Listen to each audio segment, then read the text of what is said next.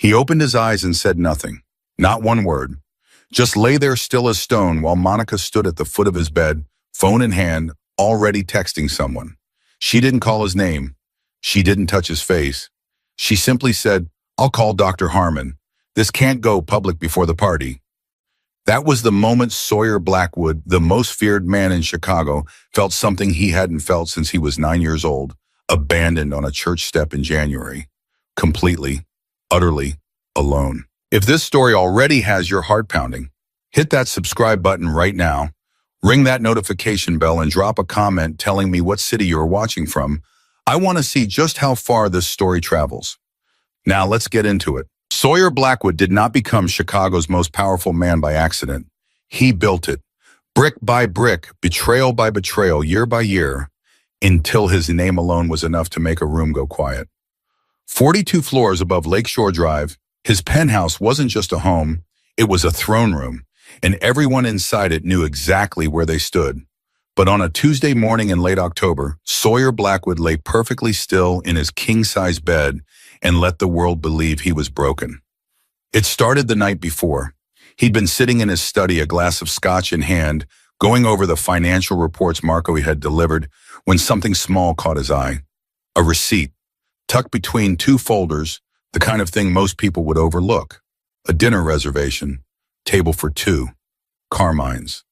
Last Friday, 9 p.m. Last Friday, Monica told him she was at her sister's in Oak Park. Sawyer didn't move for a long time.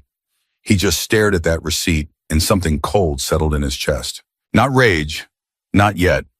Something quieter and far more dangerous. Calculation. He'd been here before, not with Monica, but with men. Business partners who smiled at his face and stabbed at his back. He knew that particular feeling intimately. The slow creeping awareness that the person across the table from you is playing an entirely different game. He poured the scotch down the sink, went to bed, and made a decision.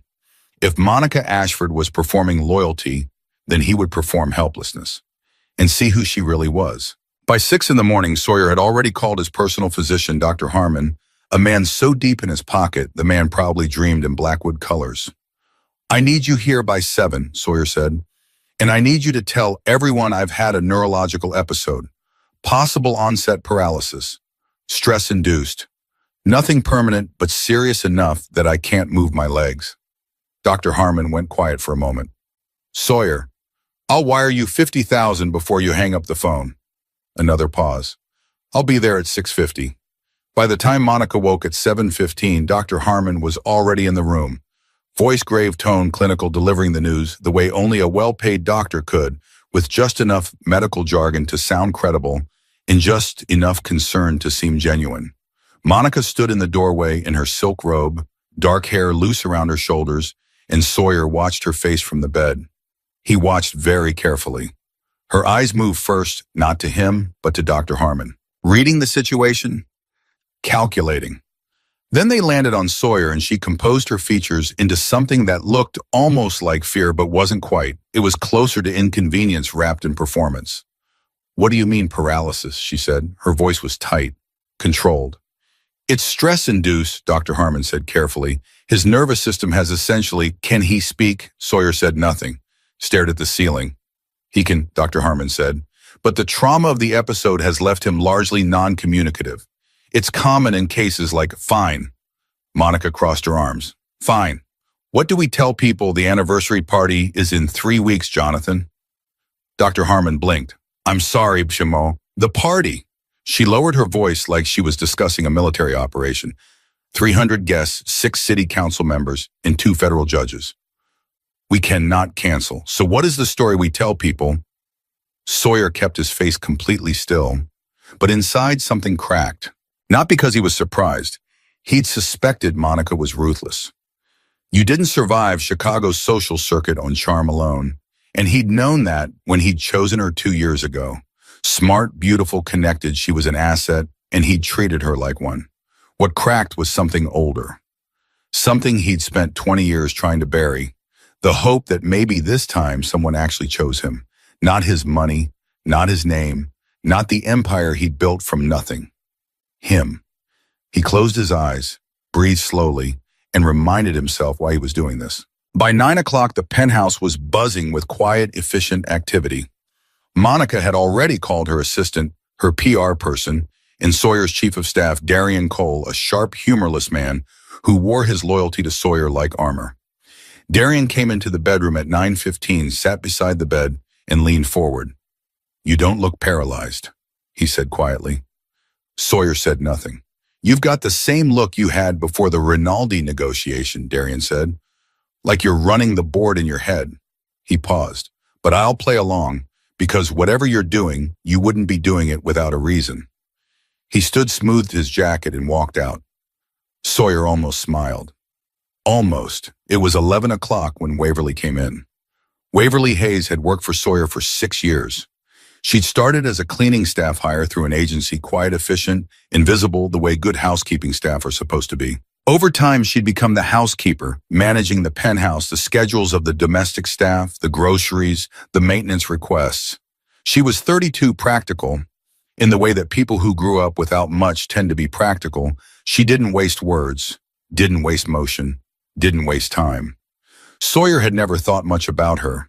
She came in with a tray, set it on the bedside table, didn't say anything, just started straightening the items on the nightstand, his watch, his reading glasses, the book he'd left face down 3 nights ago and hadn't touched since. Then she picked up the book, found a bookmark from the drawer, marked his page carefully, and set it back down. "You don't have to pretend to be asleep," she said. Her voice was low, matter of fact. "I'm not going to ask you anything."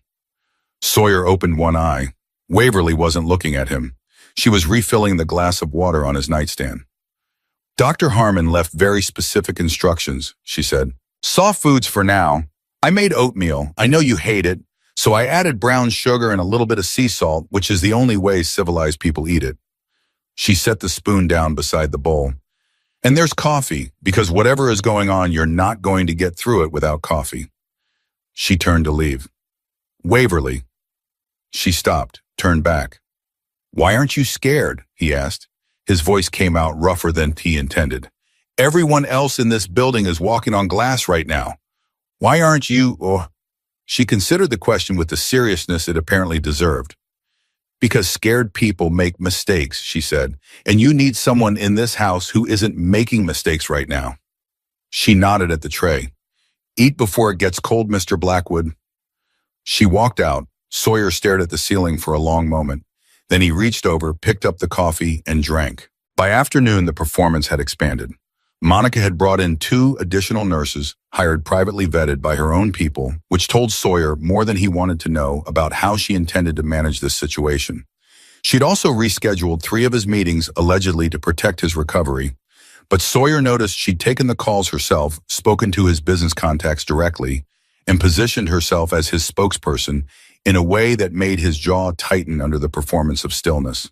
She came to check on him at 2 o'clock, sat in the chair beside his bed, reached for his hand.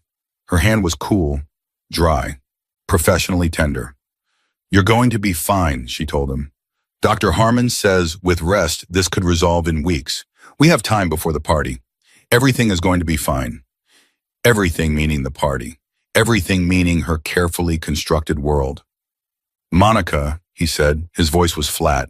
She leaned in slightly. "Yes. Do you love me?" The pause was half a second too long. "Of course I do," she said. Her thumb moved across his knuckles in a practiced gesture. "Don't think about things like that right now. Just rest." Sawyer looked at her face and felt nothing except the clean, cold clarity of confirmation. At 4 o'clock, one of the nurses, a young woman named Greta, accidentally knocked the water glass off the nightstand. It shattered across the hardwood floor. Greta went pale, stammered an apology, and ran for paper towels.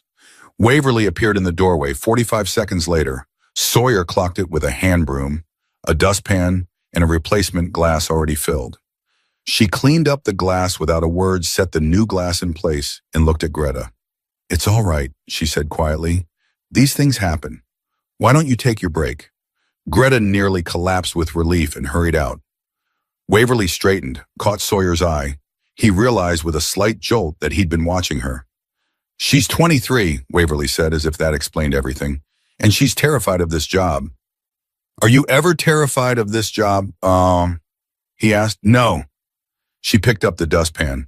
Are you ever terrified of yours? The question hung in the air. It was the most direct thing anyone had said to him in 6 years. Yes, he said, before he could stop himself. Waverly looked at him for a moment, not with pity, not with calculation, but with something quieter and more unsettling. Recognition. I know, she said, and walked out. By evening, Sawyer was supposed to be asleep. He wasn't. He was lying in the dark, running numbers in his head. Not financial numbers, people numbers. The math of loyalty, which was a brutal equation he had spent his entire adult life solving. Marco had called twice. Darian had come back at 6 to update him on a supply issue in the Northside operation, speaking carefully in the coded language they had developed in over a decade, one that told Sawyer the business was fine, but also told him that Darian knew exactly what was happening and was running interference quietly. Monica had eaten dinner with her assistant in the dining room. He could hear their voices low businesslike, occasionally punctuated by laughter. She didn't come back in to check on him. At 9 p.m., the penthouse went quiet. At 9:17, there was a soft knock on the door. I'm going to leave your dinner on the nightstand, Waverly said from the doorway, in case you're hungry later. It's just soup. Nothing complicated. She moved carefully in the low light, set the covered bowl down, and turned to go. Waverly. She stopped, again. Why did you take this job, he asked. 6 years ago, why here? She was quiet for a moment. I needed steady work, she said. And the agency said you paid well and didn't. She paused, choosing her words carefully. Require anything additional from staff. And 6 years later, it's still steady, she said, sweet. And you still don't require anything additional. Most people in your position would have asked for a raise by now. I got 2 raises, she said, a slight dryness in her voice. Both times you initiated them. That doesn't bother you, that you didn't ask. She considered him. Mr. Blackwood, she said, some people walk into a room to take. Some people walk in to give. I gave. You noticed? That's a fair exchange. She left before he could respond. He lay in the dark for a long time after that, listening to the city 42 floors below, and thought about a girl named Monica who had walked into every room of his life with her hands already reaching, and a woman named Waverly who had walked in 6 years ago and simply started cleaning up the mess. The next morning, Sawyer made a mistake. Not a large one, but enough. He'd been lying in bed while Greta took his blood pressure, part of the medical performance, when Monica came in unexpectedly 15 minutes earlier than her usual morning appearance. Sawyer was in the middle of shifting, slightly in the bed, readjusting a pillow, a movement that was entirely inconsistent with the degree of paralysis Dr. Harmon had described. Monica stopped. Her eyes went to his legs, then to his face. Sawyer went completely still.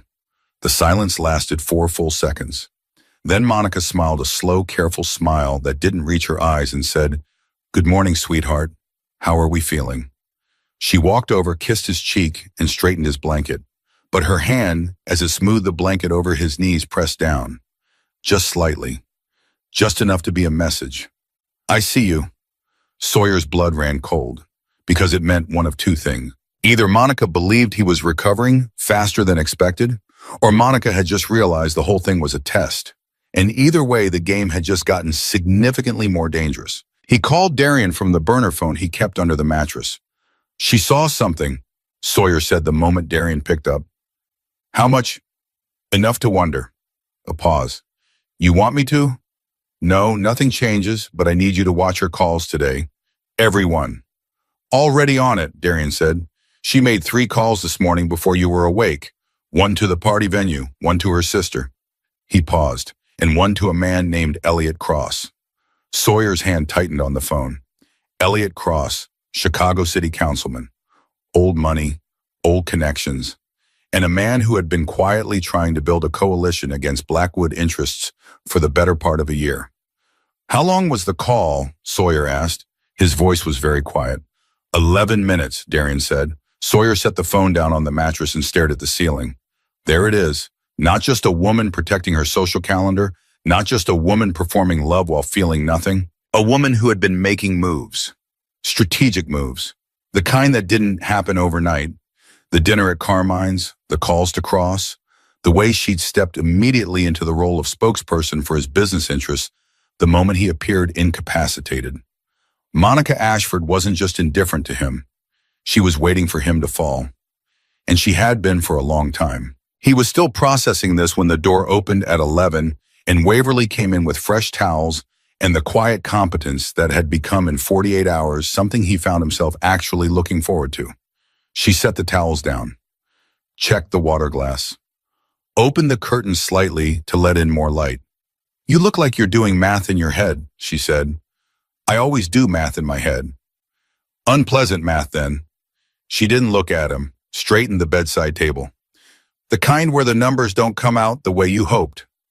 He watched her. "How do you do that?" he asked. "Do what?" "Read a room, read people. You do it every time you walk in here." She turned to look at him then, and there was something in her expression. Not smugness, not pride, just a quiet honesty. "I grew up in a house where the wrong read could ruin your whole day," she said. "You learn fast." He didn't push, but he filed it away. And then, because he was a man who had spent 20 years learning that information was armor, he said, "Waverly, if you ever saw something in this house, something that concerned you, would you tell me?" She looked at him for a long moment. "That depends," she said slowly, "on whether telling you would keep you safe or put me in the middle of something that would get us both hurt." Fair answer. "I thought so." She picked up the empty water glass and headed for the door. "Waverly." She stopped. And in the pause before she turned around, Sawyer thought about the receipt and the phone calls and Monica's hand pressing down on his knees that morning like a warning. "Be careful," he said. "In this house? These next few weeks. Just be careful." She looked at him for one long moment, and something shifted in her expression, so subtle that anyone else would have missed it entirely. "You too, Mr. Blackwood," she said softly, and walked out. He'd built his empire on knowing who his enemies were. The problem he was beginning to understand was that he'd never learned how to recognize his allies. And somewhere between the cold press of Monica's hand and the quiet honesty of a woman who had been bringing him coffee for 6 years, Sawyer Blackwood had started to wonder which one of them had been telling him the truth all along. Darian's voice on the phone that afternoon was careful in the way it always got when the news was bad enough to require precision.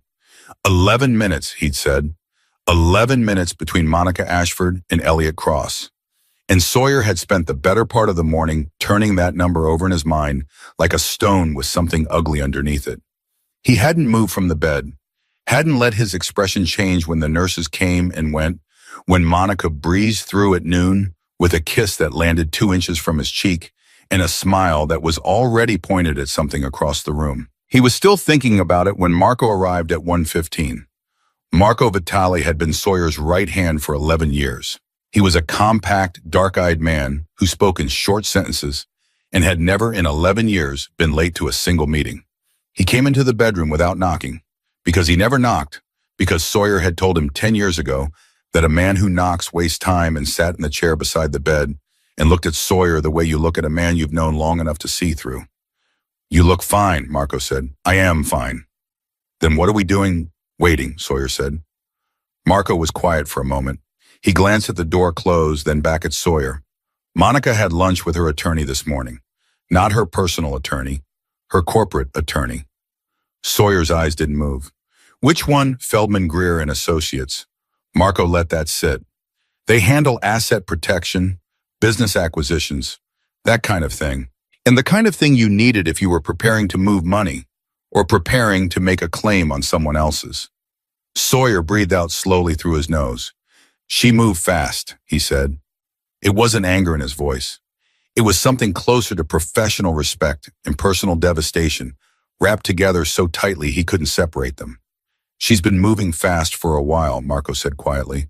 "I think we just didn't see it because we weren't looking." That landed harder than it should have, because it was true. Because Sawyer Blackwood, who prided himself on seeing everything, had looked at Monica Ashford every day for 2 years and seen exactly what she'd wanted him to see. A beautiful, ambitious, loyal partner. Someone building a life with him, not someone building a case. "Pull everything," Sawyer said. "Every account she has access to. Put a freeze on anything she can touch through me. Do it quietly, do it today, and do it in a way that looks like routine security protocol." "Already started," Marco said. He stood straightened his jacket. "Anything else?" "The cross connection. Dig it up. How far back does it go?" Marco nodded once, walked to the door, then stopped. Sawyer, he didn't turn around. Be careful with this. When people realize they've been caught, they don't always, I know, Sawyer said. Marco left, and the room was very quiet. It stayed quiet for exactly 4 minutes, which was how long it took for Monica to appear in the doorway, as though she'd been waiting for Marco to leave, which Sawyer realized she probably had. She came in and sat on the edge of the bed. Close. Too close in that way she had of using proximity as a tool. She smelled expensive. She looked concerned in the same way a magazine cover looks concerned, perfectly composed, perfectly curated. I heard Marco's voice, she said softly. You shouldn't be working. Doctor. Harmon said. Marco just came to check on me, Sawyer said. Flat, easy. He's a good man. She picked up Sawyer's hand. Everyone's been asking about you. People care, Sawyer. Do they? She looked at him. Her eyes were steady, warm, unreadable. Of course they do. I care. Tell me something, Monica. He kept his voice gentle, conversational. If I never walked again, if this was permanent, what would happen to us? Something moved across her face, just a flicker. Gone before he could name it precisely, but he'd been watching people's faces in high-stakes situations for 20 years, and he knew what that flicker meant. It meant the question had hit something real. I'd take care of you, she said. Her voice was smooth. That's what you do for someone you love. He looked at the ceiling. That's a very good answer. She squeezed his hand. Stop thinking so much, just rest. After she left, he lay completely still for a long moment. Then he said to the empty room with quiet certainty, she's been planning this for at least a year. He wasn't wrong, he just didn't know yet how right he was. Waverly came in at 2:30 to change the water and bring the afternoon medication that Dr. Harmon had prescribed as part of the performance vitamins, mostly with one mild sedative that Sawyer had no intention of taking. He palmed it the same way he had every dose since this began, tucking it under the edge of the mattress without moving his hand more than 2 inches. Waverly set down the fresh glass of water, turned, and found him looking at her. You didn't take the last one either, she said. Not a question. He went very still. The sedative from this morning, she said, her voice completely calm. It's still in the fold of your bottom sheet. I saw it when I made the bed. The silence stretched between them. You didn't tell anyone, he said slowly. No. Why not? She set down the cloth she'd been holding, turned his face to him fully, which she didn't often do. Because if you're not taking the sedative, you have a reason. And your reasons, Mr. Blackwood, are not my business to share. He studied her face.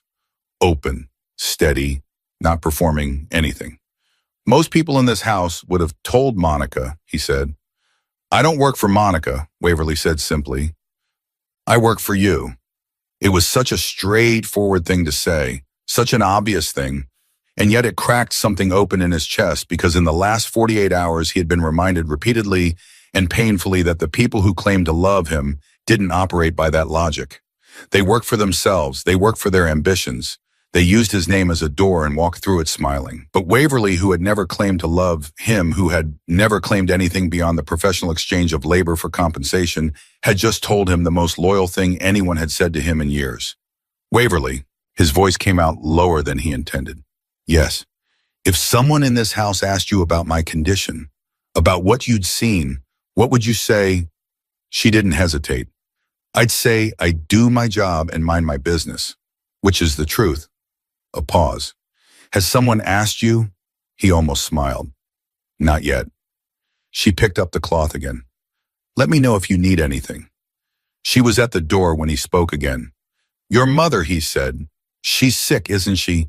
I remember you requesting time off in February. Waverly stopped walking. She didn't turn around immediately, and in that pause he saw something that surprised him, not the careful neutrality she usually wore, but something raw and briefly unguarded. She had her second surgery in February, Waverly said. Her voice was level, but it cost her something to keep it that way. She's managing. The medical bills, he started, are mine to handle, she said, firmly, not unkind, but firm. I'm not telling you this I'm not asking for anything, Mr. Blackwood. I know you're not, he said. That's exactly why I'm bringing it up. She turned around then, Her expression was complicated in a way that was very human, in very real pride and exhaustion, in something that might have been the particular grief of someone who is strong all the time and never gets to put it down. "I don't want charity," she said quietly. "It's not charity," he said. "It's something I should have done 2 years ago without being told. I was not paying attention. I am paying attention now, Tom." He held her gaze. "Let me fix it." For a long moment, she just looked at him. The kind of look that weighs something seriously, that doesn't perform gratitude or collapse into it, that meets the offer with the dignity it deserves. "I'll think about it," she said finally, and walked out. Sawyer lay in the silence and thought that in 20 years of power, no one had ever made an act of receiving feel like an act of grace before. By evening, the house had that particular tense quiet of a place where everyone is pretending to be calm. Monica had 3 people in the dining room, her assistant, her PR woman, and a man Sawyer didn't recognize from the guest list she'd forwarded to Dr. Harmon earlier. Sawyer heard their voices through the closed door, heard the words contingency and transition and public statement used in a conversation that was supposed to be about a party. He called Darian. "The man Monica has in the dining room," he said quietly. "Silver hair, late 50s. "Who is he?" He heard Darian typing. Fast. "Then Gregory Wall. He's a crisis communications specialist. Mostly works with corporations after leadership changes." Leadership changes. "Monica hired a crisis consultant," Sawyer said, "before I've been sick for 3 days. Looks that way. She's not waiting to see if I recover," Sawyer said. "She's preparing for the version of events where I don't." The line was quiet for a moment. Then Darian said with carefully controlled anger, "Say the word Sawyer." "Not yet. Let her keep building. The more she builds, the more she exposes." He paused. "But I want everything she does documented from this point forward. Every call, every meeting, every person who walks through that front door." "Done." Another pause. "And don't. What did you find?" 18 months, Darian said. "Their connection goes back 18 months. There are 3 meetings on record, all framed as civic business, all in places that make them look incidental. But the timing lines up with every major legislative move that's targeted your North Side operations in the last year. 18 months. 6 months before Monica had moved into his penthouse. She hadn't come to love him. She'd come to position herself. She played the role of devoted partner with such skill, such consistency, that he had never once, not once, felt the seams. And Sawyer Blackwood, who had survived this city by feeling every seam, had missed all of hers. He set the phone down and stared at the ceiling with the particular stillness of a man who has just understood something enormous. The knock came at 8:15. Not Waverly's knock. She had a specific 3-tap rhythm he'd memorized without meaning to. This was a heavier knock. "Mail." "Come in." It was Gregory Wall, the crisis consultant. He opened the door, stepped inside, and closed it behind him with the careful quietness of a man who was used to conversations that needed walls around them. Sawyer looked at him without expression. "Mr. Blackwood," Wall said, "I apologize for the intrusion. Monica asked me to." "Monica doesn't make decisions about who enters my bedroom," Sawyer said. His voice was pleasant, cold underneath. "So I'll ask you to tell me who actually sent you." Wall paused, recalculated. Sawyer watched him do it. "I want to be direct with you," Wall said. "I'd prefer it." Wall sat down in the chair, uninvited, which told Sawyer something, and folded his hands. "I've been brought in to manage a narrative." "Bah, ma'am." "That narrative, as I understand it, is one where your health situation becomes permanent and the business interests associated with your name are restructured." "Restructured? By whom?" Wall's jaw moved slightly. "That's above my pay grade." "No, it isn't." Sawyer kept his voice very quiet. "Try again." The silence was different now. Heavier. The kind that happened when a man realized he had badly miscalculated the room he'd walked into. "There are parties," Wall said carefully, "who believe that a transition of certain assets under the right legal framework would be mutually beneficial." "Parties," Sawyer repeated. "Monica Ashford and Elliot Cross." Wall's face did something involuntary. Sawyer nodded slowly. "Thank you for the confirmation." He looked at Wall with the precise level calm that had once made a federal prosecutor resign from a case mid-deposition. Here's what's going to happen. You're going to leave this room. You're going to tell Monica that I was asleep and you didn't want to disturb me. And then tomorrow morning, you're going to find that your involvement in whatever has been discussed in this house this week is something you'd very much like to distance yourself from. He let that settle. Because the alternative is that I stop being a man lying quietly in a bed and become something significantly less convenient. Wall stood. His color was off. I didn't know I was brought in for... I know, Sawyer said, which is why you're leaving through the front door and not some other way. Don't test my generosity twice.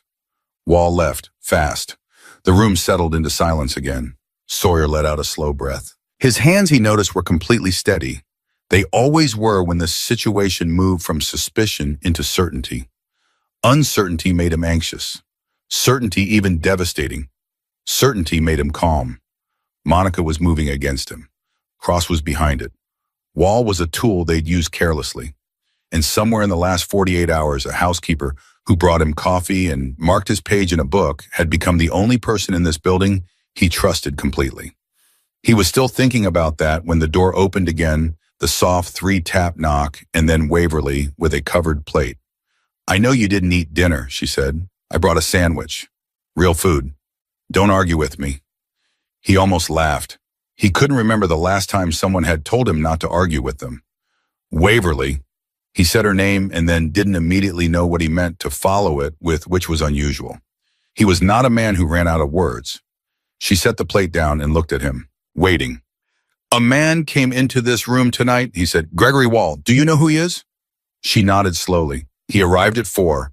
Monica introduced him to the house staff as a family friend. Did that seem right to you? She considered. No, family friends don't carry briefcases and take notes. No, Sawyer agreed. They don't. He looked at her. I need to ask you something and I need an honest answer. I don't give any other kind, she said. In 6 years working in this house, being close enough to see everything that happens here, what have you seen about Monica? About the way things are run? About anything that felt wrong and you said nothing because it wasn't your place? The room was very quiet. Waverly stood very still for a moment, the kind of still that meant she was deciding something real. About 8 months ago, she said slowly, a man came to the house when you were traveling. Monica said he was from the building's management company. He was here for 2 hours. I brought them coffee. I saw the papers on the table. She met his eyes. They weren't building management papers, Mr. Blackwood. They were financial documents. I didn't understand most of it, but I saw your name, and I saw signature lines that hadn't been signed yet. Sawyer's jaw was tight. Why didn't you tell me? Because I told myself it was none of my business, she said. And something about the way she said it, the quiet accountability in it, the lack of excuse made it land harder than if she'd defended herself. I should have. I'm telling you now. He looked at her for a long moment. Yes, he said quietly, you are. She picked up the empty glass from the nightstand. Eat the sandwich, Mr. Blackwood. Sawyer, he said. She stopped. Just Sawyer. You've worked here 6 years. You can call me Sawyer. She looked at him with an expression he couldn't fully read. It wasn't entirely comfortable, and it wasn't entirely not. It was honest, which he was beginning to understand was her default state. Good night, she said. Sawyer. And she walked out and the door closed softly and he sat in the dark with a plate of food he'd actually eat, and the quiet, groundbreaking realization that the most dangerous thing Monica Ashford had ever done was not move his money, not plot with Elliot Cross, not bring a crisis consultant into his home. The most dangerous thing she'd done was give him a reason to pay attention to someone else. Because Sawyer was paying attention now, and everything was about to change. Sawyer didn't sleep that night, not because he couldn't, but because sleeping felt like a luxury he hadn't earned yet. He lay in the dark with his eyes open and his mind running every angle the way it always did before something irrevocable happened, the way it had run the night before the Rinaldi deal, before the Northside consolidation, before every moment in his life that divided itself cleanly into before and after. This was going to be one of those moments. He could feel it. By 5 in the morning, he had a plan. By 6, he had called Darian and outlined it in 12 sentences. By 6:30, he had done the thing he'd been avoiding for 3 days. He had called his attorney, not the firm he shared with Monica, but his private counsel, A woman named Patricia Wen, who had represented his personal interests for 9 years and whose discretion was absolute. "I need you here by 9, he told her. "Don't come through the lobby, use the service entrance." Patricia didn't ask why. That was why he paid her. At 7, Monica came in to begin the morning performance. She was dressed already, which was unusual. Typically, she spent an hour getting ready before she appeared anywhere, a discipline she'd maintained without exception for the entire 2 years they'd been together. The fact that she was dressed at 7 in the morning meant she'd either been up early or she hadn't slept either. She sat on the edge of the bed and Sawyer studied her with the particular attention of a man who has finally completely stopped pretending not to see. Her eyes were slightly tight, a tension around her mouth that her practiced composure almost covered. She was recalculating something. He could see it happening behind her face. "How are you feeling?" she asked. "The same," he said. "Dr. Harmon is coming at 10. He mentioned there might be some improvement possible if we consider—" "Monica." He said her name and nothing else. She stopped, looked at him.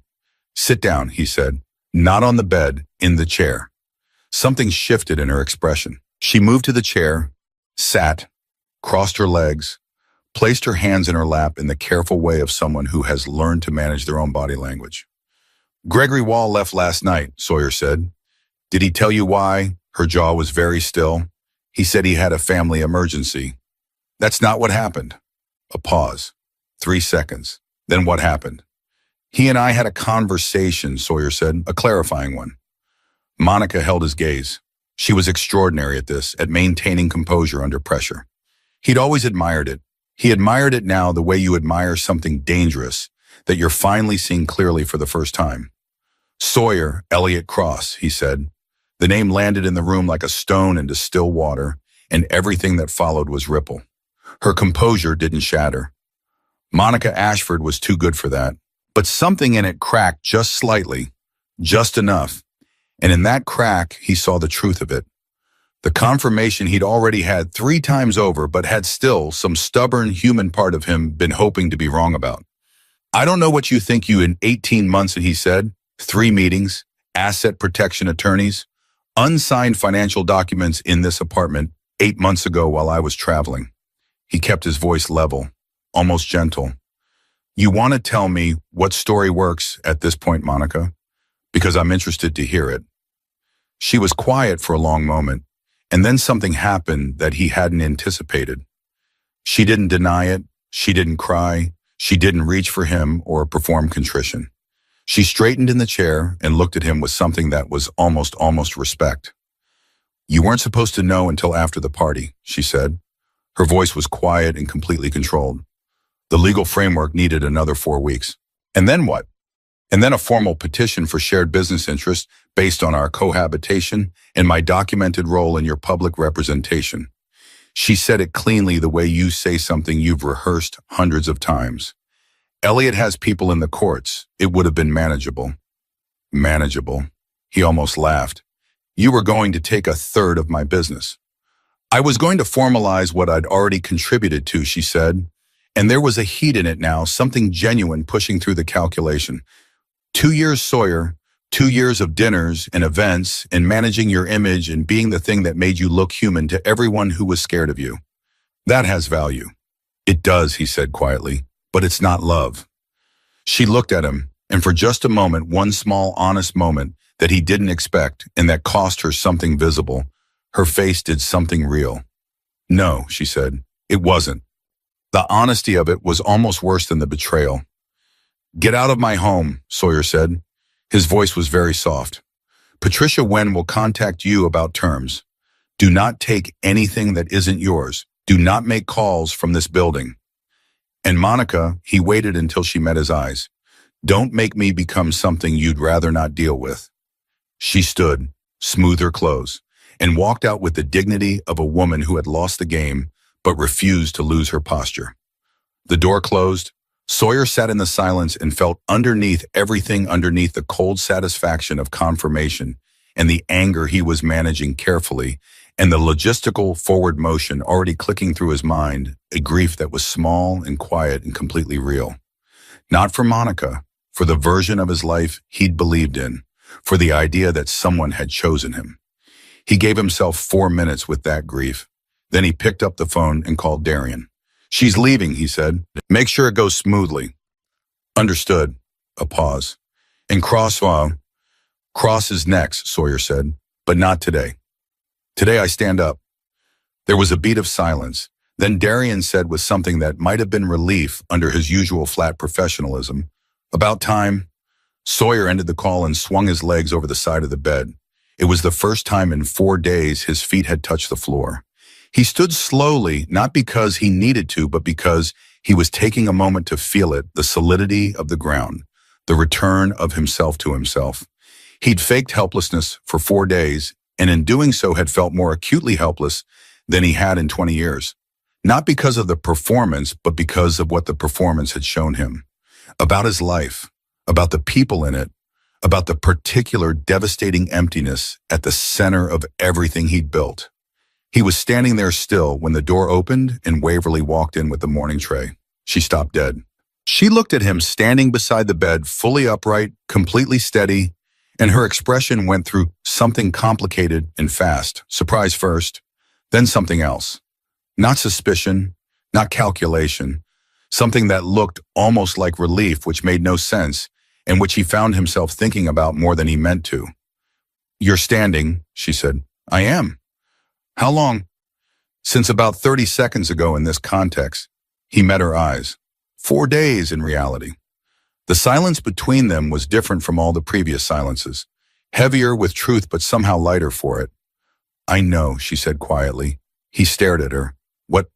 "I knew." She set the tray down on the nightstand. Her movements were careful, deliberate. Not from the beginning, but by the second day. She turned to look at him. "You were too controlled. When people are actually sick, actually scared, they're messy. They ask for things, they need things. You never needed anything you didn't already have a plan around." He was very still. "And you said nothing." "I told you before," she said. "Your reasons are your own." "Waverly."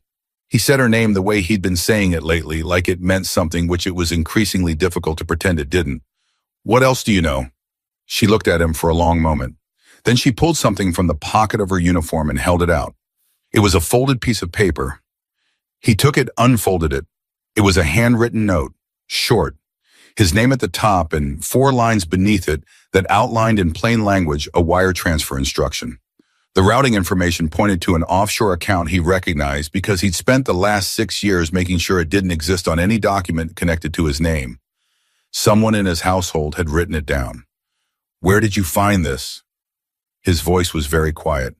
"It was in the trash in the home office," Waverly said. "Shredded, but only into quarters. People in a hurry don't shred carefully." She paused. "I taped it back together. I've had it for 2 days." 2 days. She'd been sitting on this for 2 days. "Why didn't you bring it to me sooner?" "Because 2 days ago you were performing an illness," she said simply, "and I wasn't sure what kind of trouble bringing you a piece of evidence it would cause for either of us. I needed to see which way things were going first." She met his eyes without apology. "I was being careful. You told me to be careful." He had. He'd told her that on day 1. He looked down at the note in his hands and felt the layers of it settle into place. The account number, the routing, the clean, deliberate handwriting that was not Monica's, but was, he realized with a cold flash of recognition, structured in the same style as the documents he'd signed every week for the last 18 months. Documents prepared by his own office. "This isn't Monica's handwriting," he said. "No," Waverly said. "It's not." "Who in this house?" He stopped, ran it back. His household staff, the nurses Monica had hired. Patricia Wen was arriving at 9 and hadn't been here before. Darian never wrote by hand. There was one more person with regular access to the home office. "Harmon," he said. It came out low and precise as a blade. Waverly said nothing, which was its own answer. Dr. Jonathan Harmon had been in his pocket for 9 years. Sawyer had believed with the particular arrogance of a man who paid well that loyalty was a commodity you could purchase at a reliable rate. He had purchased Harmon's silence, his cooperation, his medical cover for a dozen operations that required it. He had paid generously and consistently, but Monica had apparently paid more, or offered something different, something Harmon valued in a way that cash alone didn't explain. Sawyer was still holding the note when his phone rang. Darian. He picked up. Harmon's car is in the building garage, Darian said. He came in through the medical entrance 20 minutes ago. He's not scheduled until 10. I know why he's here, Sawyer said. Don't stop him. Let him come up. Sawyer. Let him come up, Darian. He ended the call, looked at Waverly. You should go. No, she said. He blinked. Waverly. Mr. Black Sawyer. She said his name steadily. I've been quiet in this house for 6 years. I watched things and said nothing because it wasn't my place and because I was scared of exactly the kind of thing that's happening right now. I'm done being quiet. She crossed her arms. I'm not leaving. He looked at her for a long moment, the set of her shoulders, the steadiness in her eyes, the particular dignity of someone who has decided to stop making themselves small. All right, he said. They waited. Harmon came in at 7:52. He was a tall man, silver-haired, with the practiced bedside manner of someone who had been performing competence for so long it had become indistinguishable from the real thing. He opened the bedroom door, stepped inside, and stopped. Sawyer was sitting in the chair by the window, upright, dressed, the morning light on his face and the note from the trash in his hand. Harmon's face went through 5 emotions in 3 seconds. Sawyer counted them. Jonathan, Sawyer said, close the door. Harmon closed the door. His eyes moved to Waverly, standing near the nightstand with her arms still crossed, and then back to Sawyer. You seem improved, Harmon started. The account number, Sawyer said. He held up the note. You want to explain this to me before or after Patricia Wynn arrives, and I make this a legal matter. The color left Harmon's face so fast it was almost clinical. It's not what I can explain. Was it Monica or Cross who approached you first? Harmon's mouth opened, closed. Jonathan, Sawyer's voice dropped. I am asking you one time in this room before this becomes something neither of us can manage quietly. Who approached you first? Cross, Harmon said. The word came out like something he'd been holding for a long time and was exhausted from holding. 14 months ago, he said you were going to go down eventually, that everyone in Chicago knew it, and that when it happened, the people positioned correctly would benefit, Sawyer said. Yes. And Monica approached me 8 months ago, separately. I don't think she knew Cross had already. He stopped, ran a hand over his face. God, Sawyer, I'm sorry. I needed my son, has debts that... Stop. Sawyer held up a hand. He didn't want the personal reasons. Personal reasons made it human and complicated, and he needed it clean right now. Here's what's going to happen. You're going to write down everything, every conversation, every instruction, every name, dates, locations, amounts. You're going to give that document to Patricia when she arrives. And in exchange, your involvement in my operations over the last 9 years stays exactly where it is buried. Harmon stared at him. And if I don't? The room went very quiet. Sawyer didn't answer with words. He simply looked at Harmon with the full, unobstructed weight of who he was. Not the man performing stillness in a sickbed, but the actual man, the one who had built an empire in the most unforgiving city in America by making exactly this kind of calculation with exactly this kind of clarity. Harmon sat down on the edge of the bed. His hands were shaking slightly. All right, he said. All right. Sawyer nodded once. Then he looked at Waverly. She was watching him with an expression he hadn't seen on her face before. Not fear, not admiration, those he'd seen 1,000 times on 1,000 people. This was something quieter, something that saw both versions of him, the power and the person, and didn't flinch from either. Can you get Dr. Harmon some water? Sawyer said. It was a simple thing to ask, a small thing, but something about asking her, not commanding, not directing, just asking, made something shift between them that was visible, and neither of them addressed it. Of course, Waverly said, and went to get the water. Sawyer turned back to the window. Outside, Chicago moved the way it always moved, relentless, indifferent, magnificent. He'd loved this city the way you love something that has tried to destroy you and failed. It was his city, his empire, his life. But sitting in that chair watching the morning happen without him, he felt the acute weight of how alone all of it was. The empire was real. The power was real.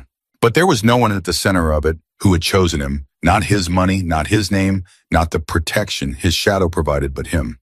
No one except maybe a woman who taped a shredded piece of paper back together and held it for 2 days because she was being careful the way he'd asked her to be. He was still sitting with that thought when Patricia Wen arrived at 9:02 precise as always and the real work began. What happened in the next 3 hours would determine everything. Sawyer knew it. He moved through it with the focused calm of a man who has converted grief into strategy because that was the only alchemy he had ever reliably mastered. But underneath all of it, underneath the documents, in the legal frameworks, in the precise surgical dismantling of everything Monica and Cross had built against him, something else was happening. Something quieter. Something that had nothing to do with empires or enemies or the cold mathematics of betrayal. It had to do with the way Waverly had said, "I'm not leaving." And the fact that in a room full of people performing loyalty, those 3 words were the only ones all week that had felt completely undeniably real. Patricia Wen left at noon with a briefcase full of documentation and the particular expression of a woman who had seen everything and was still capable of being surprised. She'd sat across from Harmon for 2 hours recording every name, every date, every conversation he could reconstruct. And when she'd finished, she'd looked at Sawyer with something close to admiration and said, "You built a very clean trap." "I didn't plan it this way," Sawyer said. "No," Patricia said. "That's why it worked." She was gone by 12:15. Harmon left 10 minutes after her, smaller than he'd arrived, the particular shrinking of a man who has confessed and now has to live inside the aftermath of his own honesty. Sawyer watched him go without anger. Anger required a kind of surprise he no longer had in him. Darian came in at 12:30, sat in the chair Patricia had vacated, and put a folder on the desk. Cross made 3 calls this morning, one to Monica, one to his attorney, one to a judge named Paulson in the 7th Circuit. He paused. He knows something shifted. He doesn't know what yet. "He will soon enough," Sawyer said. "How do you want to handle it?" Sawyer was quiet for a moment. He'd been thinking about Elliot Cross since the night he'd found the receipt, and the thing about Cross was that he wasn't a man you handled quickly. Cross had spent 30 years building political insulation, favors owed alliances nested inside alliances, the kind of protection that required patience and precision to dismantle. You didn't go at a man like that with force. You went at him with information. You made the cost of continuing higher than the cost of stopping. "Set up a meeting," Sawyer said. "Not here, neutral ground, neutral. Tell him I want to discuss the Northside legislation. Give him a reason to come that sounds like opportunity." Darian raised an eyebrow. "You want him to think he still has leverage. I want him to walk into a room believing one thing and leave understanding something completely different." Sawyer looked at him. "Can you set it for Thursday, Mom?" "I can set it for tomorrow if you want." "Thursday," Sawyer said. "I need 2 days." What he needed 2 days for, he didn't say. Darian didn't ask. That was the foundation of their 11 years together. Darian understood where the questions ended. After he left, Sawyer sat alone in the study for the first time in 5 days. Really alone, not performing aloneness. The penthouse was quieter than he'd ever heard it.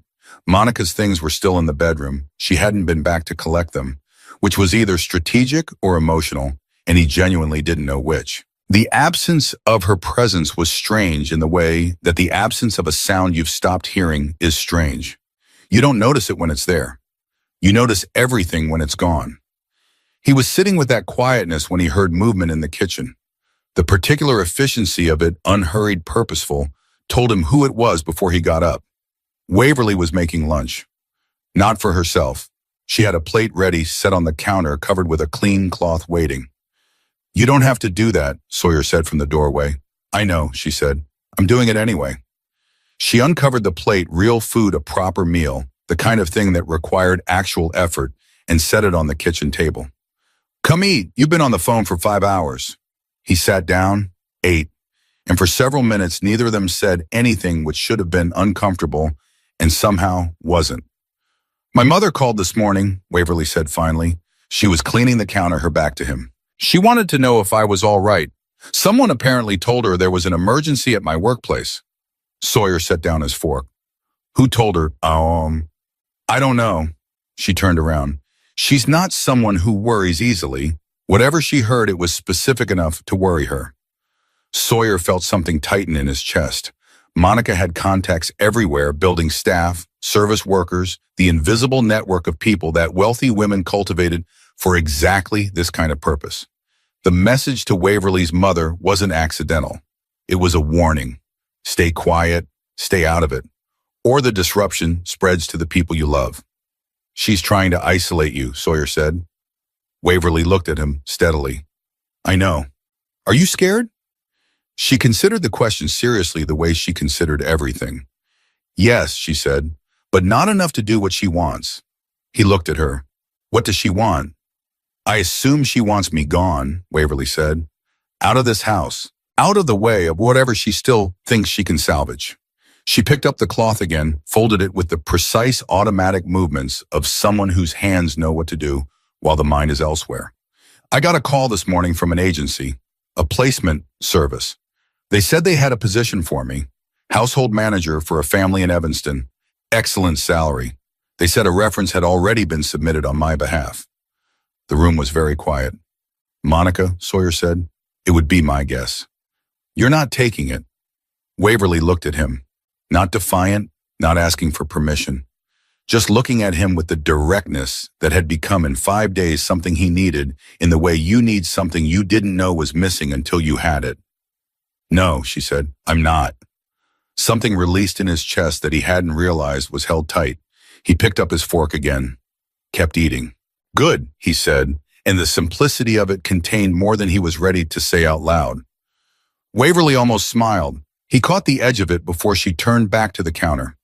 The afternoon moved fast. Darian called 3 times. Patricia called once with an update on the legal filings. Everything was in motion, everything was sealed, and Monica's attorney had already been in contact trying to negotiate terms before anything went public. Sawyer told Patricia to tell them the terms were not negotiable. There was a silence on Patricia's end that meant she was impressed. Then she said, understood, and hung up. At 3 o'clock, Marco called with news that landed differently than all the rest. There's a man, Marco said. Name of Dennis Roos. He's been making contact with 3 of our North Side operation managers in the last 48 hours. Not threatening, just talking, asking questions about structure, about who reports to whom, about whether people are satisfied with their current arrangements. Sawyer was very still. Cross is recruiting. Looks like it. He's moving faster than I expected. Because he knows the window is closing, Sawyer said. He doesn't know how much we have yet. He just knows Monica is out and he needs to act before the situation clarifies. He paused. Which of our 3 managers talked? A beat of silence. Rooney, Jimmy Rooney, 15 years in the operation. A man Sawyer had promoted twice, had fronted money for his brother's restaurant, had personally vouched for, in a situation 5 years ago that would have ended Rooney's career and possibly his freedom. A man Sawyer had trusted the way you trust something you've tested a dozen times. Bring him in, Sawyer said. His voice was flat. Not aggressively, just bring him in. I want to talk to him myself. Tonight. He ended the call and sat with the particular weight of it, not the betrayal itself which he could process, but the accumulating evidence of a pattern. Harmon, Monica, Cross, now Rooney. One by one, the architecture of his life was revealing itself as something built on sand, and the tide was coming in fast. He was still sitting with it when Waverly knocked on the study door. There's someone in the lobby, she said. He says he's a journalist. He's asking for a comment on your health situation. She paused. He specifically mentioned that he's heard you've made a full recovery. Sawyer's head came up. Someone fed him the story. That would be my red, yes. Monica, a journalist with a convenient tip about Sawyer's miraculous recovery, meant she was trying to force his hand. If he appeared publicly healthy, the narrative of her as devoted caretaker collapsed, and any legal argument based on his incapacity vanished. If he stayed hidden, the story of his illness remained controllable, and she could still use it. Either way, she was moving him toward a corner, and Sawyer Blackwood did not do corners. What's the journalist's name? He said Kevin Park, Chicago Standard. Sawyer thought for 3 seconds. Kevin Park was legitimate, a decent reporter, fair not in anyone's pocket as far as he knew, which meant Monica had chosen carefully. A tabloid plant would be dismissible. A real journalist with a real story was something else. Call Darian, Sawyer said. Tell him I need a press moment. Nothing elaborate. Just me visible, healthy brief. We control the narrative before Monica does. Waverly nodded, turned to go. And Waverly, she stopped. Thank you for telling me directly instead of going through someone else. She looked at him with that expression again, the one that was harder to read than most, that had more layers than it showed. That's just how I do things, she said. I know, he said. That's why I'm thanking you. She left, and he allowed himself for exactly 30 seconds to think about what it meant that she was the first person he wanted to tell things to and the first person he looked for in a room. Then he stood up, straightened his jacket, and went to do the work.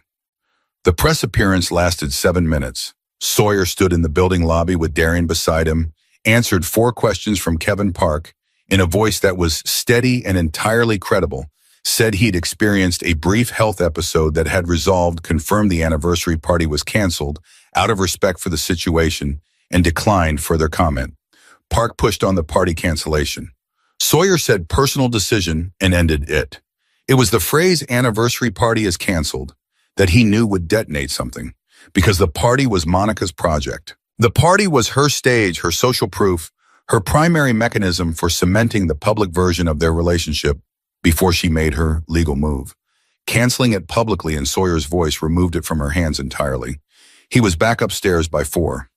At 4:20, Monica called. He didn't answer. At 4:30, she called Darian, who didn't answer. At 4:45, she appeared in the lobby of the building and was politely, firmly told by building security that Mr. Blackwood was unavailable. At 5 o'clock, she sent a text directly to Sawyer's phone. He read it once. It said, "You think you've won. You haven't. There are things I know about you that Cross doesn't need court documents to use. Be careful, Sawyer." He read it twice. Showed it to Patricia, who had come back at 4:30 with updated filings. Patricia photographed it, added it to the file, and said with the quiet satisfaction of a very good attorney, "That's a threat in writing. Thank you, Monica." It should have felt like victory. It almost did. But under it, something ached in a way that victories usually numbed. Jimmy Rooney arrived at 7. Darian brought him up through the service entrance, not because Sawyer wanted him humiliated, but because he didn't want the conversation visible. Rooney was a heavy-set man in his early 50s with a red face and hands that never quite stayed still. Tonight, his hands were worse than usual. Sawyer sat across from him at the study table. Didn't offer him anything, didn't threaten, just looked at him with the full, clear weight of everything he knew. "Jimmy," he said, "tell me what Dennis Rue offered you."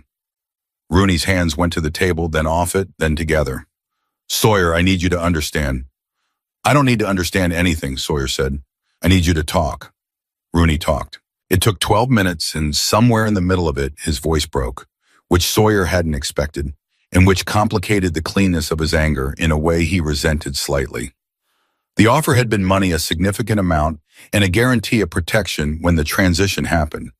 Rooney had a daughter in college and a wife with the medical bills, and Cross's people had found the gap between what Rooney earned and what Rooney needed, and had leaned on it with the precision of people who knew exactly how loyalty cracked. When Rooney finished, the room was quiet. "How much did you tell them?" Sawyer asked. "Operation structure," Rooney said. 3 locations. No names above mine. I swear to God, Sawyer, no names above mine. "Did you tell them anything about the financials?" "No, I don't have access to know." Sawyer looked at him for a long moment. The rage was there, clean and cold, and entirely justified. But underneath it was something more complicated. Something that sounded uncomfortably like understanding. "Get out of Chicago," Sawyer said finally. Rooney blinked. "What? Take your family. Take what you have. Go somewhere Cross's people won't think to look for you and stay there until I tell you otherwise." He held Rooney's eyes.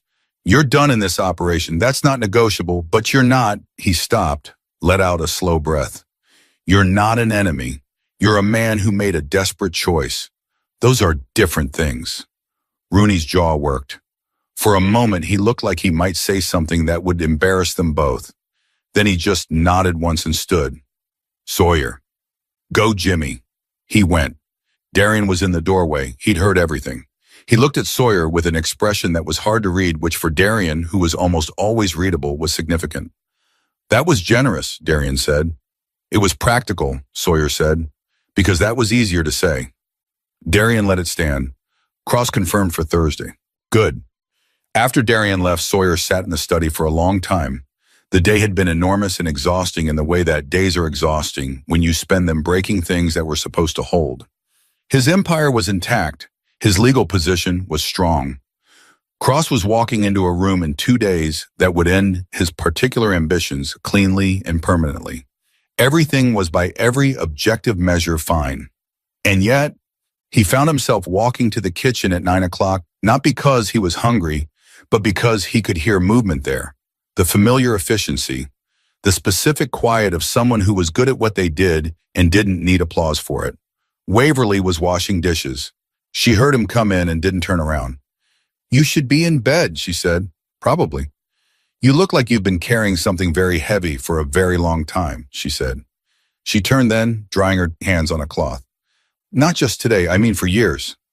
He looked at her. "You can tell. You hide it well," she said. "But yes, some people carry weight in their shoulders. You carry it in the quiet spaces, the way you go still when no one's performing for you." She folded the cloth. "Most people with your kind of power have people around them all the time. You're always in a room alone." The accuracy of it was almost physical. "You're in the room," he said. "I work here," she said. But something in her voice was softer than the words. "Waverly," he said her name carefully. "If you didn't work here, if none of this was if we'd met somewhere without all of..." He stopped, tried again. "Would you have..." "Don't," she said quietly, not unkind, but firm. "Wait on, because you've had a very hard week," she said, "and you're feeling things that are real but that you haven't had time to sit with properly. And I'm not," she paused, choosing carefully, "I'm not something you should reach for right now just because everything else turned out to be hollow. I deserve better than being a rebound from a betrayal." And honestly, the faintest complicated warmth crossed her face. "So do you." The silence was the most honest thing that had happened all week. "You're right," he said. "I know. That's incredibly annoying." "I've been told," she said, and this time the warmth stayed a moment longer before she tucked it away. "Go to bed, Sawyer. Thursday is 2 days away, and you need to be sharp." He turned to go, stopped at the doorway. "Waverly, for the record." He didn't turn around. "What I said before about it being a fair exchange, you give, I notice." He paused. "I've been noticing for longer than I admitted. I just wasn't paying the right kind of attention." He walked out before she could answer, but he heard just barely the quiet sound of her setting the cloth down. The small pause that meant something had landed somewhere real. He went to bed, and for the first time in 5 days he slept. Not because everything was resolved, not because the threat was gone or the pain had cleared, but because somewhere in the last hour, the loneliness at the center of everything had shifted just slightly, just enough. And that was more than Sawyer Blackwood had expected from any single week of his life. Thursday was coming. Cross was coming. The reckoning he'd been building toward since the moment he'd found a receipt and made a choice was 48 hours away. But tonight, for the first time in longer than he could calculate, the quiet felt less like emptiness and more like space. Room for something that wasn't strategy or armor or the cold mathematics of survival. Room possibly for something true. Thursday came the way consequential days always come quietly, without announcement, ordinary on the surface, and seismic underneath. Sawyer was up at 5:30. He showered, dressed in the dark suit he wore when he needed to remind a room who he was, and sat in the study with coffee until 6. Darian had confirmed Cross for 10 o'clock at a private dining room at the Langham Neutral Ground, discreet, the kind of place where important conversations happen because the walls had been paid to forget. Marco would be outside. 2 other men Sawyer trusted entirely would be in the building. Not as a threat, as a fact. The kind of fact that didn't need to be stated. He was reviewing Patricia's final documentation when he heard the kitchen come alive. The particular sounds of it, water running a cabinet, the soft percussion of someone who knew exactly where everything was settled, something in him that the coffee hadn't. Waverly set a plate in front of him at 6:15 without asking if he wanted it. Eggs toast, something that required actual preparation at an hour when most people were still horizontal. She poured a second cup of coffee, set it precisely where his first had been, and turned to go. "Sit down," Sawyer said. She turned back, looked at him. "Please," he added. She sat, across from him, not beside him. The distance was intentional and he understood it and respected it even as something in him wanted to close it. "Today's the day," she said. It wasn't a question. "Today's the day? Are you ready?" He considered the question honestly, which was something he found himself doing more since she had made it clear she could tell the difference between an honest answer and a managed one. "For Cross, yes. For everything else," he paused. "I'm working on it." She wrapped her hands around her own coffee cup. She hadn't poured herself one until he'd asked her to sit, which he noticed. "What happens after?" she asked. "After Cross, after all the legal pieces settle, what does your life look like?" It was the question he'd been not asking himself for 5 days.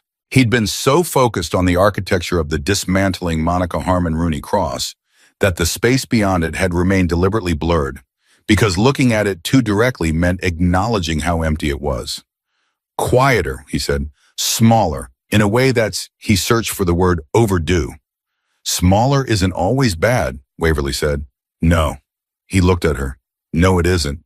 The silence was comfortable in the way silences are when two people have moved past the need to fill them. He ate.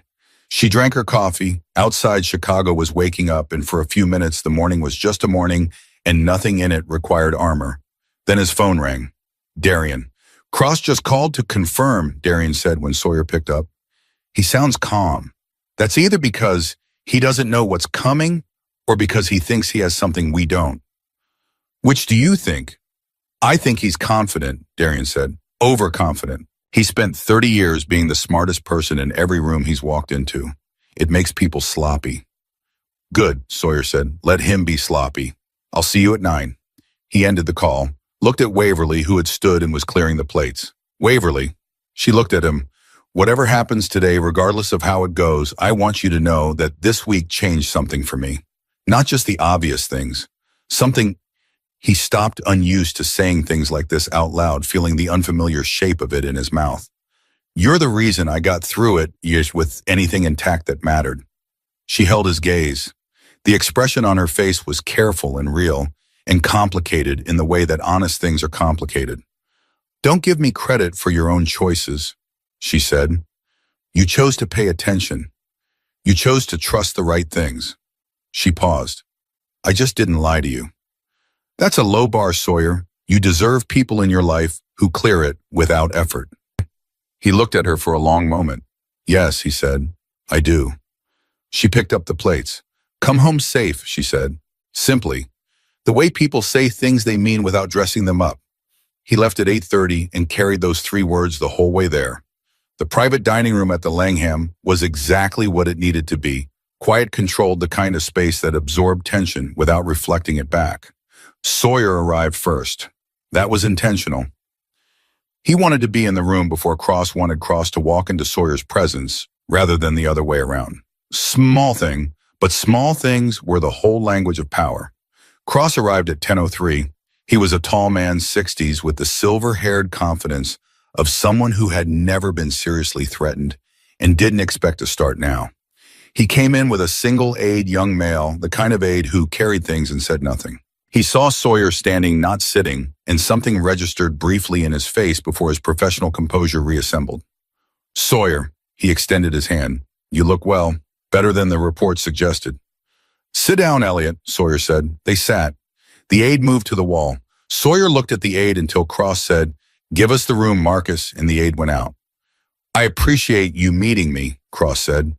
His voice had the warm resonance of a man who had given 10,000 speeches. "I know this has been a difficult week. I want you to know that whatever you may have heard." "I have Harmon's full testimony," Sawyer said. The warmth in Cross's voice stopped like a switch had been thrown. "I have 18 months of documentation." Sawyer continued, his voice level and almost pleasant. 3 meetings, specific conversations. The approach to Rooney, which was sloppy, Elliot using Dennis Rue was sloppy. I knew Rue from a situation in 2019, and the moment his name came up, I knew the direction it was coming from. He watched Cross's face recalibrate in real time. "I have Monica's statement, which she gave voluntarily in exchange for terms. I have text records, call logs, and the account routing information that Harmon wrote down and threw away poorly." Cross was very still. The confidence was still there. Men like Cross didn't lose it quickly, but it was reconfiguring itself into something defensive, which was a kind of defeat all its own. This is Cross started. I'm not finished, Sawyer said. I also have, as of yesterday afternoon, a meeting scheduled with Senator Hargrove's office regarding certain campaign finance irregularities that your name is adjacent to, not connected to anything I've been involved in, just adjacent. He tilted his head slightly. That was a surprise, honestly. I didn't go looking for it. It found me while I was looking for other things. The color had changed in Cross's face in a way that was medically interesting. What do you want? Cross said. His voice was still steady, just stripped of the warmth, the real voice underneath. I want you to withdraw the Northside legislation, Sawyer said. All 3 measures, publicly with the stated reason that further review is needed. I want Dennis Rue to be unreachable to anyone connected to my operations from this point forward. And I want your personal guarantee, not a legal document, not a handshake through intermediaries, but a direct personal guarantee from you in this room that you will direct your considerable influence away from my business interests permanently. And in exchange, Cross said tightly, in exchange, Senator Hargrove's office receives a less complete version of what I have. Sawyer held his gaze, and whatever Harmon told me stays between the people who already know it. Cross looked at him for a long time. Sawyer let him look. There was nothing in Sawyer's face to read except patience and certainty, which were the 2 things that unmade men like Cross more effectively than anger ever could. You understand, Cross said slowly, that this doesn't end it. That men in my position are in, I understand exactly what men in your position do, Sawyer said. And I understand that the specific weapon you were building, Monica, the legal framework, the incapacity narrative is now entirely dismantled. You'd be starting from nothing against someone who is now paying full attention. He paused. Is that really how you want to spend the next several years, Elliot? Because I'm comfortable with it if you are. Cross's jaw moved. His hands on the table were very still. The stillness of a man managing his own reaction with significant effort. The legislation, he said finally. I can manage that in 30 days. 2 weeks, Sawyer said. Very sure. 3. 2 weeks and 4 days, Sawyer said, because I'm feeling generous. Something passed across Cross's face that might in different lighting have been the ghost of reluctant respect. You were never actually sick, he said. No. The whole thing was a test, Sawyer said. One you failed comprehensively. Cross stood, straightened his jacket, looked at Sawyer with the complicated expression of a man who has lost and knows it and is already calculating what comes next. You've made an enemy today, he said. Elliot. Sawyer stayed seated, looked up at him calmly. You were already my enemy. Today I just made sure you knew that I knew it. That's not a worse position. That's a cleaner one. Cross left without his aide, which meant he had forgotten the man entirely, which meant the conversation had shaken him more than he'd shown. Sawyer noted it, filed it, and sat alone in the room for 3 minutes before he called Darian. Done, he said. How did he take it? Like a man who expected to win and didn't. Sawyer paused. Keep the documentation, all of it. We don't use it unless he moves again. Understood. A pause. Monica's attorney called Patricia this morning. She's accepting terms. Which terms? All of them, Darian said. There was something in his voice that was the professional equivalent of satisfaction. She's signing the NDA, relinquishing any claim on business interests and vacating the penthouse by end of week. Sawyer absorbed this. The relief was quieter than he'd expected. Smaller, cleaner. Good, he said. That's good. He was back at the penthouse by noon. Waverly was in the hallway when he stepped off the elevator. She took one look at his face, whatever was in it, and said, It went well? It went well, he confirmed. She nodded once, turned toward the kitchen. Lunch in 20 minutes. Waverly. She stopped. He was still standing near the elevator jacket, on the whole exhausting weight of the morning still on him, and he was looking at her with something he was done managing.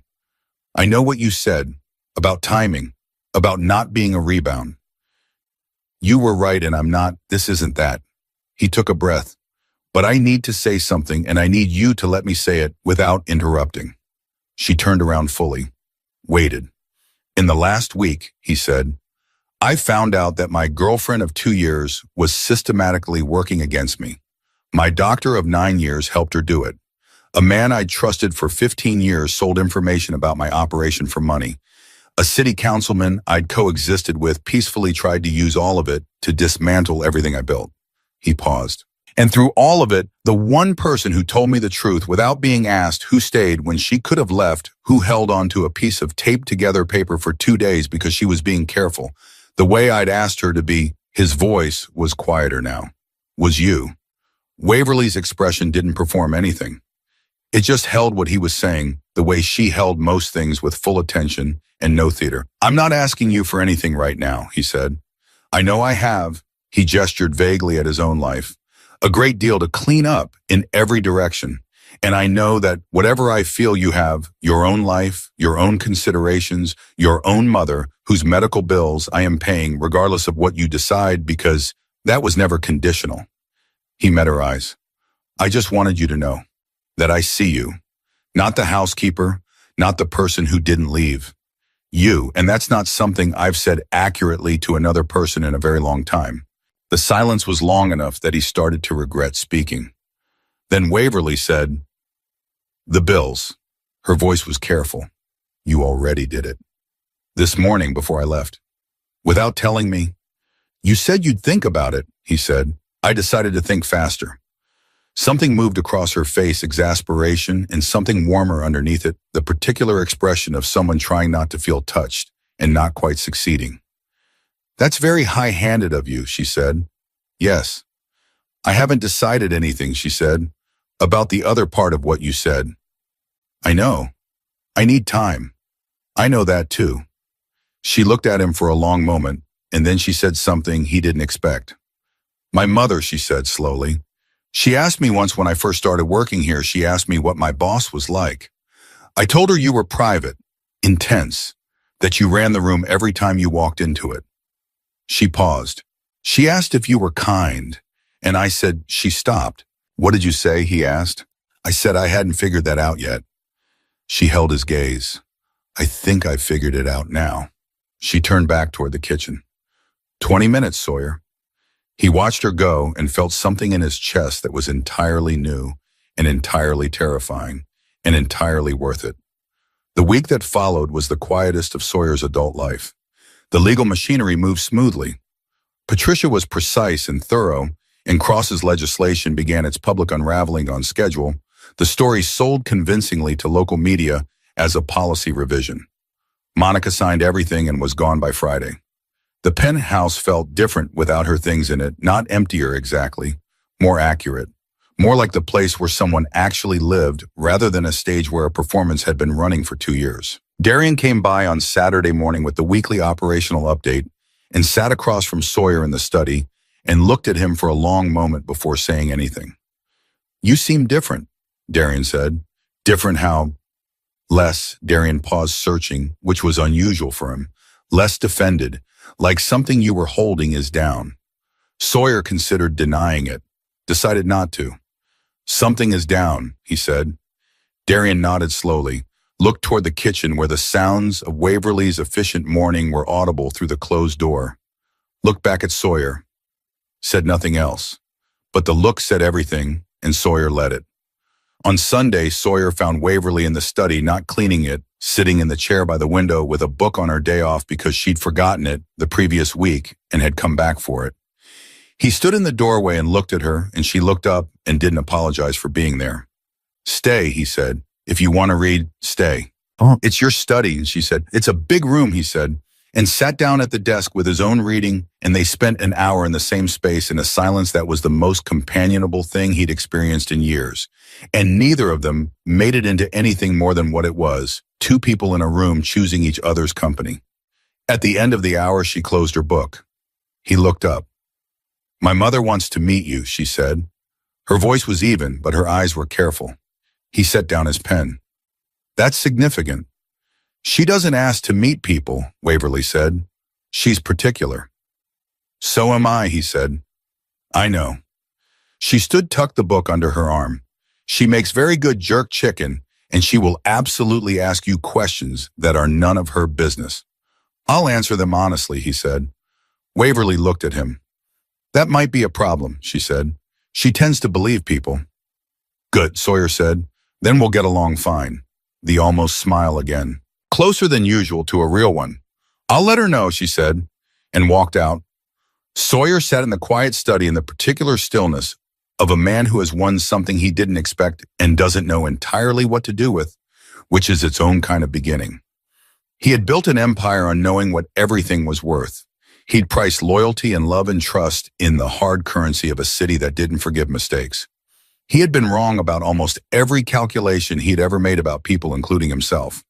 But here in the wreckage of a week that had cost him his illusions about Monica, about Harmon, about Rooney, about the version of his life he'd believed he was living here, was something that had not been manufactured or curated or positioned. Something that had emerged from 6 years of ordinary proximity and honesty, and the small, consistent acts of a woman who had simply shown up and told the truth. He thought about what Waverly had said, about deserving people who cleared the bar without effort. He hadn't known until this week what that felt like from the inside. He knew now. It felt like coffee brought without being asked, like a book with a proper bookmark, like 3 words come home safe that carried more than they said. It felt like being seen, not the empire, not the reputation, not the man other men were afraid of, just Sawyer, the actual one, the one who had been 9 years old on a church step in January and had spent 28 years building walls tall enough that no one could confirm he still existed in there.